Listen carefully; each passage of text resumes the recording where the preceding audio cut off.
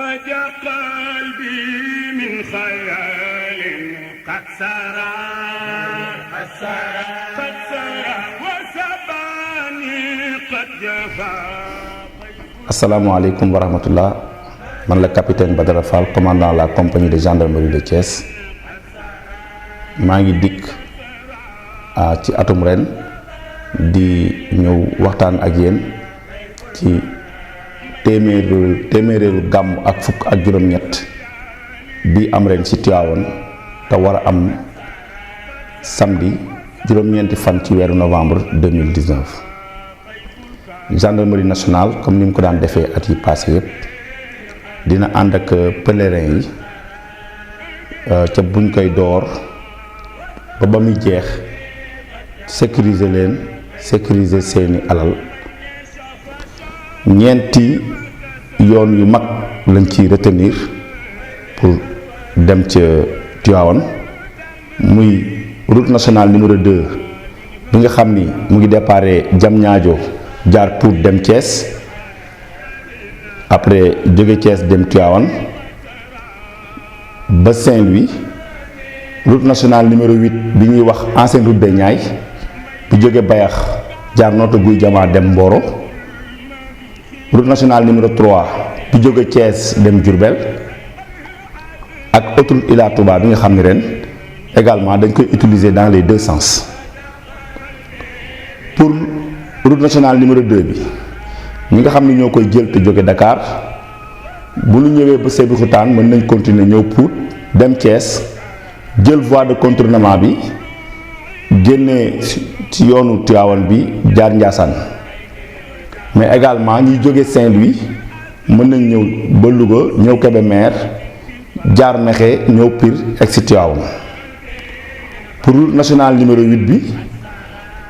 ñi nga xam ne ñoom ñoo fay jaar mën nañ ñëw ba Bayax dem Notto Gouye Diama ñëw Mboro jël route départementale 702 bi ñëw Tivaouane. Mais également bu ñu ñëwee ba Notto Gouye Diama am nañ possibilité également dem Pambal jóge Pambal dem Tivaouane.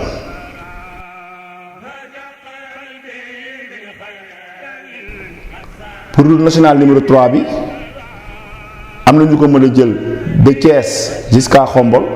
dem jël route départementale 708 bi. Mais également am na usagers yoo xam ni autoroute Ila Touba la ñuy jël mën nañ génnee Kër Mor Ndiaye jël route nationale numéro 3 bi romb Thiénaba dem Khombol jël route départementale 708 bi dem Tivaouane. Mais loolu aussi c'est valable pour ñi nga xam ne ñoom ñooy jógee Diourbel bu ñu ñëwee ba Khombol également mën nañ emprunter route départementale 708 bi. Dernier axe bi nga xam ne mën nañ ko jël mooy autoroute Ila Touba bi moom mën nañ ko jël ci ñaari sens yëpp muy ñuy jógee yoonu Diourbel bi comme ñuy jógee Dakar mën nañ ko utiliser bu ñëwee bu Touba Toul